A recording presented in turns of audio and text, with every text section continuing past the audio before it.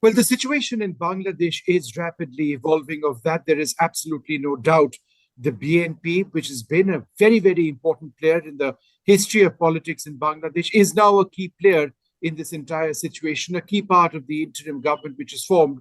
We're now joined by the Bangladesh National Party Secretary General, Mirza Fakhrul Islam Alamgir. Mirza Saab, it's wonderful to speak to you. Thank you so much. There have been some important developments in Bangladesh today. The Chief Justice has stepped down. Is it your Yeah. belief that he was a part of a conspiracy in Bangladesh as of the last couple of hours? In fact, the Chief Justice is known here in the country as an associate of the former regime, which in fact killed so many people in this country. And the extraordinary, unprecedented corruption was done during this period.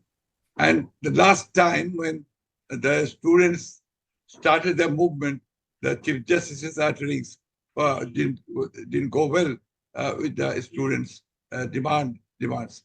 So there was always a demand for his removal of the country. He was not exactly free and fair and neutral, unfortunately. That's why the demand was very high at the time. So it was expected that he will resign. And what does that mean for the judiciary in Bangladesh? Does it mean that there would be entirely new judges in the Supreme Court of your country? I don't know exactly, but the thing is, the judiciary in Bangladesh has totally been destroyed. This is an institution. But this judiciary, with the help of the last regime, it became totally politicized. And that was the worst part. The convictions which are being given by the Supreme Court and the verdicts and other, that the abolition of caretaker government itself was done by the last Chief Justice, former Chief Justice Khaleda. So this was not exactly the desire of the people, and there was no consensus about it among the political parties. But he did it. That from that point, in fact, the judiciary started to become questionable, and it was not fair at the time. Sir, in terms of the future of Bangladesh, in terms of your democratic setup, when do you expect elections to take place? The leader of your party, Khaleda Zia, has now been released. How is she? Would she be in a position to actually lead your party and be ready for elections? And they as per our Khaleda Zia's part, she's very sick. Still, she's in the hospital. She's suffering from multidisciplinary diseases, and we are telling that our treatment was not going well in this country, and we several times we requested the judiciary as well as the government to send her abroad, but she was not sent. Now she is in a position that the doctors are having conferences, and they have opined that at present, at this moment, she is not fit to travel even. So we'll have to wait for a few more time for take her outside the country. And if she is physically fit, definitely she will contest the election. And as per the time you say that how much time we need, we are ready for the election any time. But the administration, the government needs more time. The entire election machinery, it has become totally polluted. And they're not in a position to hold a free and fair election. So they will have to bring some reforms in the election system also. So that may take some time. The law enforcing agencies and other institutions which are necessary for a free, fair election will have to be established first. So Sheikh Hasina's son has gone on record in an interview to Reuters. He said that she never really resigned. No, this is not fair. The president himself told in front of the whole political parties and the army that she has resigned, and her letter was with the president. And president himself, without any question or anything, nothing, in presence of the leaders of the country as well as the armed forces. He said that the parliament is abrogated now, the parliament, and the caretaker government, no, it's a sort of interim government will take over very soon. So it was done. Is it true, sir, that she was removed at gunpoint? She was told she has to leave. No, that no, she no, was no. removed at gunpoint. No, no, no, no, no. This is totally, this is all false and fabricated. In fact, when the people, the mob, the lakhs, thousands of lakhs of people were moving towards Guantanamo from different angles, it was the whole Dhaka city became a sea of human beings. It was a revolution. So at that moment, the security forces and the armed forces told her categorically that you have two choices. Either you stay here or be mobbed by the mob, or you leave the country. That was the point. And she, at the last moment, decided to leave the country, and she left. And there was no hesitation or any statement on her side that she wouldn't leave or she would continue to resist. No. She did not give any statement at that time. I'm just trying to understand the future of the relationship with India. Bangladesh and India, we are brothers. We are the closest of partners. Of course. Do you believe that the relationship with India will continue to be sound? I think the relationship will continue to be sound because the present, the interim government will definitely have the same good relationship with them. And as per our concern, if we, after the election, we come to power, then we will definitely improve the relationship. And sir, what about attacks on minorities in your country? And I'm not only talking about Hindu minorities, I'm talking about Buddhist, Christians, etc. Do you believe that there has been any systemic attacks against minorities? No, this is not at all true.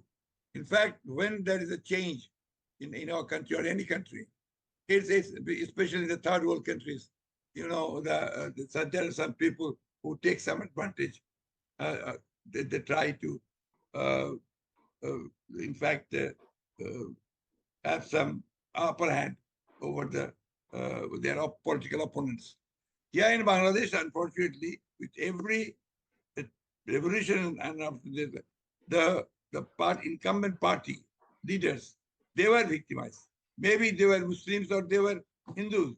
In fact, the Salman Rahman, the famous businessman in Dhaka, the Anisul Haq, the Minister of Law, then other Americans, their houses were burnt in Dhaka city. They were all Muslims. They were not Hindus. So there may be some cases in sporadic cases.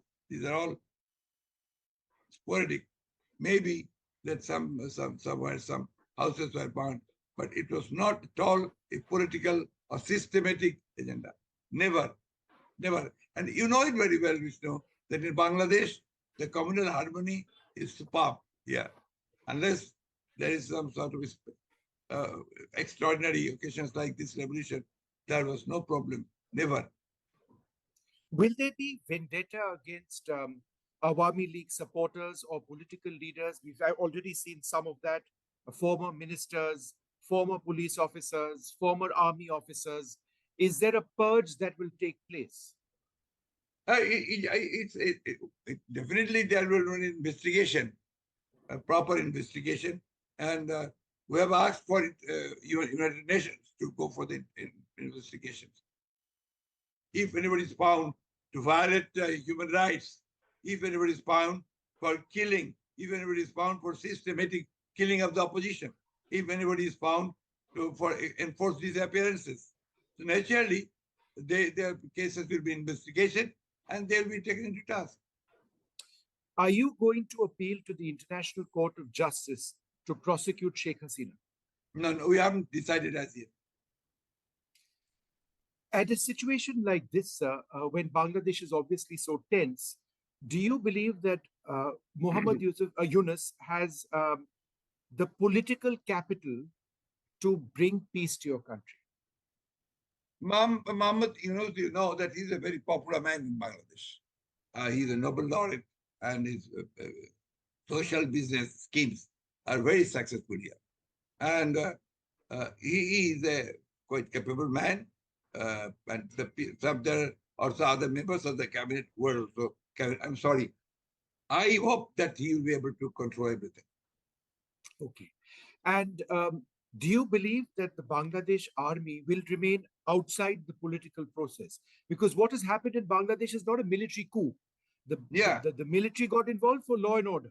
Yeah. But going forward, because there has been a history of the military's involvement in Bangladeshi politics, President Ershad, for example, etc., now, do you believe that the army will stay in the background? I don't think that there will be any interference by the army. The army will, we believe that it will stay inside the country, because people have the belief that they're always, people have confidence with the army that they're the saviors of this country. So I don't think they will do anything which will go against the will of the people, desire of the people.